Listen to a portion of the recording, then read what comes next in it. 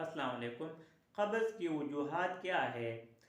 سب سے پہلی وجہ جو قبض کی ہے وہ یہ ہے کہ جو فائبرز روٹی یا جو کاربوہائیڈریٹ ہم استعمال کرتے ہیں، اگر ان میں سے فائبرز کی کمی ہو تو اس کی وجہ سے بھی قبض ہو سکتی ہے۔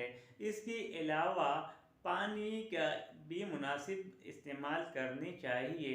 عام طور پر 2 سے 4 لیٹر پانی استعمال کرنی چاہیے روزانہ کی بنیاد پر۔ بعض لوگ پانی بالکل نہیں پیتے، جس کی وجہ سے جو اسٹول ہوتے ہیں ان میں سے جو پانی ہوتے ہیں وہ انتڑیوں میں جذب ہو جاتے ہیں اور اسٹول اتنے سخت ہو جاتے ہیں کہ وہ پھر پاس بھی نہیں ہوتے اور آگے نہیں جا سکتے، جس کی وجہ سے قبض ہو جاتی ہے۔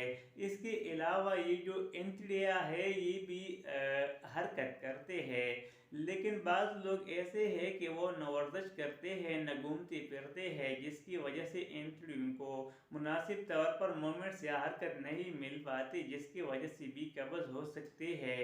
اور بعض لوگ ایسے ہیں کہ جو اس کا روٹین چینج ہو جائے تو بھی اس کی وجہ سے قبض ہو سکتے ہیں۔ بعض لوگ ایسے ہیں کہ جو دودھ پی لے یا پنیر کھا لے یا انڈے، دال، لوبیا یا اس کے علاوہ اور بھی مختلف چیزیں ہیں، اس کے استعمال سے بھی لوگوں کو قبض ہو سکتے ہیں۔ اس کے علاوہ قبض کی ایک بڑی وجہ سٹریس یا ذہنی دباؤ بھی ہے۔ عام طور پر انسان ریسٹنگ حالت میں ہوتے ہیں، اور جب ریسٹنگ حالت میں انسان ہوتے ہیں تو اس دوران پیرا سمپیتھٹک نروس سسٹم ایکٹیویٹ ہوتے ہیں، جو کہ انتڑیوں کی موومنٹس یا حرکت کے سبب بنتے ہیں۔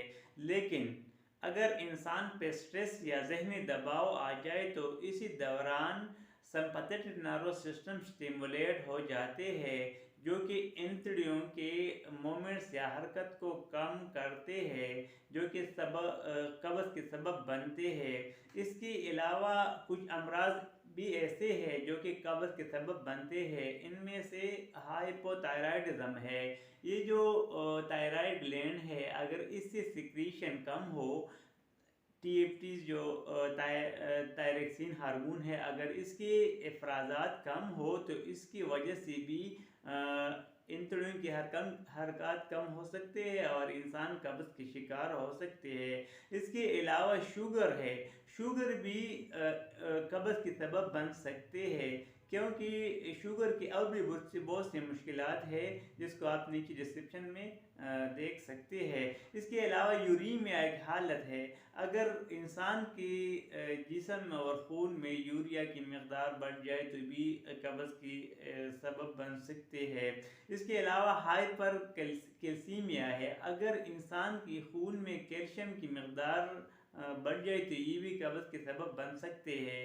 اگر کسی کو انتڑیوں کا کینسر ہو جائے یا کولون کینسر ہو جائے تو یہ بھی قبض کے سبب بن سکتے ہیں، یا IBS ہے، اریٹیبل باؤل سنڈروم ہے، یہ انسولین کی مختلف امراض ہے، یہ بھی قبض کے سبب بن سکتے ہیں۔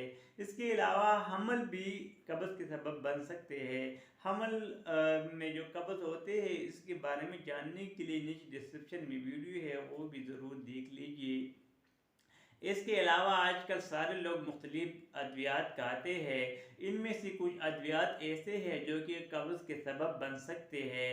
ان میں سے سر فہرست جو ہے نارکوٹکس ادویات ہے، جیسے مورفین یا ٹراماڈول ہے، یا اس کی جو جتنی بھی ماخوذات ہے یا ڈیریویٹیوز ہے وہ قبض کے سبب بن سکتے ہیں۔ اس کے علاوہ درد کے جو مختلف ادویات ہیں یہ بھی قبض کے سبب بن سکتے ہیں۔ اینٹی ڈپریسن ادویات ہے جیسے SSRI یا فلیکسیٹین ہے، اسٹالوپرائم ہے، یہ بھی قبض کے سبب بن سکتے ہیں۔ اس کے علاوہ مختلف ادویات ہے جیسے آئرن کے ادویات ہے یا اینٹی ہسٹامین ہے، یہ بھی قبض کے سبب بن سکتے ہیں۔ جو لوگ آئرن کے ادویات کھاتے ہیں یا آئرن ڈیفیشنسی کی انیمیا کے شکار ہوتے ہیں، یہ بھی قبض کے سبب بن سکتے ہیں۔